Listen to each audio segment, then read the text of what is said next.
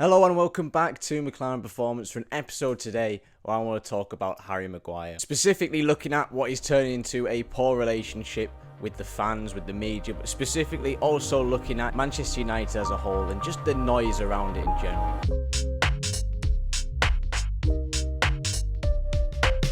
I was going to do an episode today, I think, about Southgate in England and why he selects teams, the same teams all the time really, but all this stuff came up with Harry Maguire again. This article came out recently from ESPN and it brought up all the talk that's been around for quite a while now. So let's just look specifically first at that article and then I'll get more into the things that, just my thoughts generally about everything. So this article's come out about Harry Maguire, apparently a source close to Harry Maguire, talking about a lot of weird things really, don't need to go into it to be fair, stuff about De Gea and other players and playing better at City. Someone really just trying to defend Harry Maguire, obviously. I tell you what, the first thing I thought when I saw all this stuff, when I saw the article, the assumption I came to straight away was this is someone who is close to Harry Maguire, who has talked to someone trying to defend him, and then those quotes are being taken and made into an article, and really have no connection to Harry Maguire really at all. In short, it's nothing. It doesn't matter.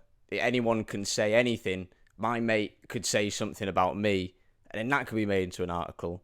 It's nothing to talk. It's nothing to talk about at all. I wouldn't come on here. I'm making a video about it, but I wouldn't come here and make a video about the article specifically, about what's being said, go into details about it, because it's just the most nothing thing ever. I think the guy who wrote it probably thought it was the most nothing thing ever as well. Say if it wasn't about Harry Maguire, say it was about any other player in any other team, say in the Premier League, nobody would talk about it. It's just one of those tabloid things trying to get clicks or views on an article. I no other words to say how nothing it is.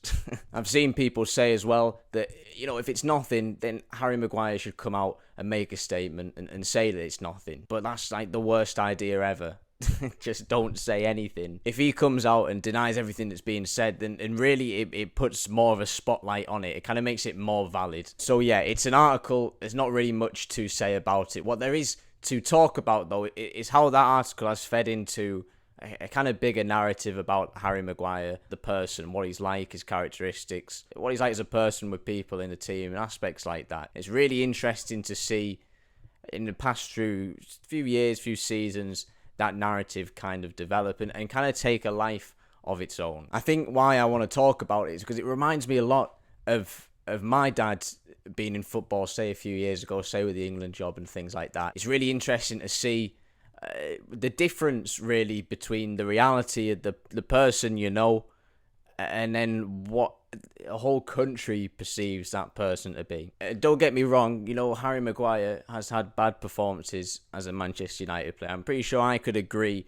on the same level as every Man United fan that he hasn't performed well. And obviously that's led to him not being in the starting 11. What interests me is that when someone is bad at what they're doing, say Harry Maguire is not being a good player at the moment, why that suddenly correlates with and why it's associated with Harry Maguire also being a bad person as well. Just to go back to my dad again, say with the England job, for example, when things didn't go well there and he lost his job there was always the insinuation of my dad's character, of what he was like as a person, is a bad person or a selfish person, or he's in it for the money or this or that.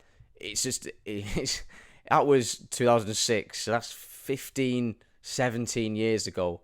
It's still the same thing that happens in football all the time. I actually see a lot of similarities between my dad and Harry Maguire. I don't know if that's a compliment to either of them, but that's the reality of it.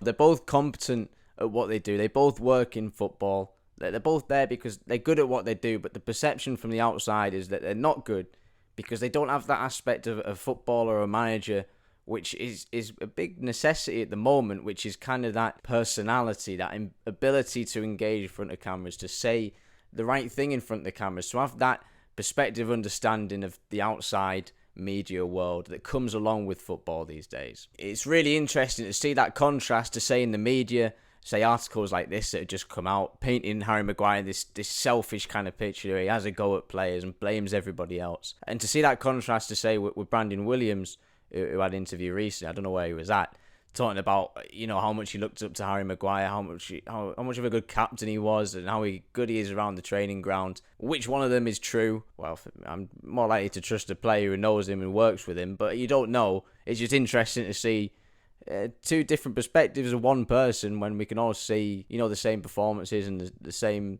everything, really. A lot of people have criticised Harry Maguire. I think it was an interview that he did a few months ago talking about, if he was so bad, why are two managers selecting him and things like that. What I put that down to is having that awareness of knowing what to say in front of the cameras and what to talk about behind the scenes and what's right to say in front of fans. What's the right thing to say to keep them happy? And just having that awareness, I don't think it's talked about a lot, but media awareness and things like that is quite an important thing to have as a player these days, to be able to control the narrative of things, what's going on. For a manager, for example, that's so important to be able to talk well in front of the media, to give the right answers, really, not give too much away and give away enough that keeps them happy. I know it was a big part when my dad was a manager. The relationship with the media, obviously, at times wasn't a great relationship, and a big part of being a manager and what helps you a lot is keeping that relationship being good. I think Gareth Southgate's a great example of that. Straight away from the off, he's had that great relationship with the country and the fans as a whole,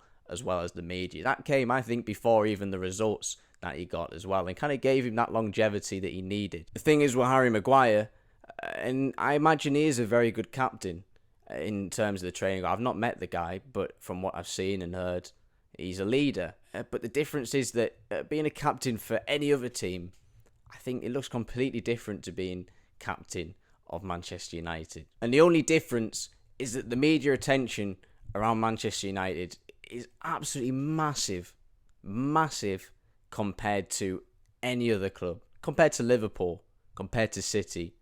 Manchester United and the attention around it, the fan base, everything, absolutely massive. And that's a big responsibility to take, to be a good face, a good personality in front of the cameras, in front of the fans, to engage them just as much as you have to engage the players in your team as well. I was really lucky this week. I ain't done a lot of videos this week because this week I've been away, been at a Training Ground Guru conference and things like that. But just the other day, I was at Carrington, got to go to Carrington and see the manager and some players and stuff. Really good, really fun, really interesting. Mainly on this topic, really interesting because when you're there, you see the contrast really to if you go on Twitter and these articles and all the noise around it, and then you see the reality of what a day-to-day life is really in these teams. So much that is out in the media, in articles or whatever, so much of that isn't true. And the aspects of it that is true has like 10, 50 exclamation marks at the end of it, with colour and fancy words and everything around it to make it so much more of a spectacle than it actually is. It's like, imagine, say you go to work, your office, your people you work with, your manager, whatever, and the day-to-day problems you have within that anyway. There's always a little bits of drama and people talking to whoever and the gossip and, it's just life. That's what it is. And imagine if, the world made a reality TV show out of that and simplified every narrative down and made everything extremely dramatic and it's the end for this and what's going on here, and that is exactly what it looks like to me looking at Manchester United. The kind of boring, or the fun really when you work in football, the day-to-day work of football, same as working in anything, relationship with people and working things out, whatever, and the contrast of that to the big media reality TV show that surrounds that kind of boring reality. They're just people in the same way that everyone is, a human being and flawed and has characteristics and is good at this and bad at that. It's not the big drama that it's made out to be. And to say the same about Harry Maguire there, he's just a person. And I don't know him. You don't know what he's like. Hardly any of you have met him. I haven't met him. I don't know what he's like as a person. And these articles and things give no closer indication as to what he is like as a person. They kind of just add exclamation marks to things that might be going on. So what if he's had a bad run of performances and he's struggling and he's out the team? He's a human being. That's what happens. We all have times where we don't play at our best. We don't do what we're supposed to do. We have problems. and we need to find solutions for it. It doesn't just then indicate that then he's a terrible person or a terrible captain or a terrible leader, or he's selfish, or he throws people under the bus and has bad relationships with so and so and so. I don't think it's such a big thing to have those problems, and that must be a big obstacle for a Manchester United player. It's such a different, and it looks like such a different place to play than anywhere else, where mistakes and things or anything is taken from this to this, just massive. It's weird. So like when people talk, say about my dad, or see him talk about him or whatever, and sort of the character he's like, they're almost not talking about my dad. They're almost talking about like a TV character that's kind of like him, but not really him, like an exaggerated version of him, but it's not really him. It's really hard to explain. It's not real, but it kind of is real, but it's not really. It's distorted and simplified and exaggerated to a point really where it goes away from reality and what it really is. I'm not defending Harry Maguire and his performances, but without even meeting him really, I'm defending him as a person, because I can see that same thing happening to him that I've seen happen to my dad so many years ago. It's just not true. But yeah, it wasn't really a well-researched video or anything. It was more just a ranty kind of video. So yeah, leave a comment. Do you agree with me? Do you not? I guess it's kind of a different perspective I try to give on that. It's alright if you don't, if you still hate Maguire, whatever. But yeah, thank you for watching and listening. If you could leave a like or whatever, a review on the podcast aspect of things, that would be fantastic. And yeah, I'll see you again next week.